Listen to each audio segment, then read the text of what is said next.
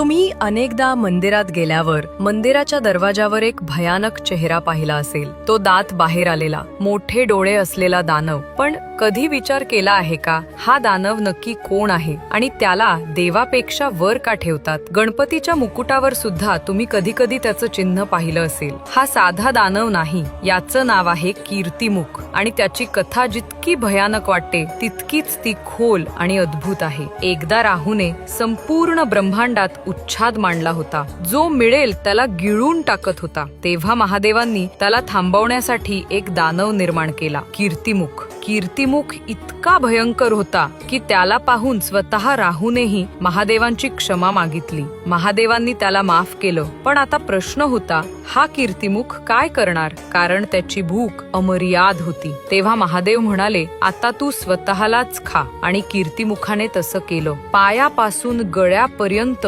स्वतःलाच खाल्लं, पण भूक तरीही भागली नाही. तेव्हा त्याने महादेवांना विचारलं, आता काय करू? महादेव म्हणाले, आता तू मनुष्यांचा लोभ, क्रोध आणि वासना खा. तेव्हापासून कीर्तिमुखाला मंदिराच्या वरच्या बाजूला स्थान दिलं गेलं. आणि त्याचा अर्थ खूप खोल आहे. जेव्हा आपण देवाकडे जाण्याचा प्रयत्न करतो तेव्हा सर्वप्रथम आपल्याला स्वतःच्या वासना, लोभ, क्रोध, अहंकार या दानवांना संपवावं लागतं. देवापर्यंत जाण्याचा दरवाजा कीर्तिमुखाच्या खालीच का असतो? याचं उत्तर इथेच आहे. कारण जोपर्यंत आपण स्वतःचा दानव हरवत नाही तोपर्यंत आपण देवापर्यंत पोहोचू शकत नाही.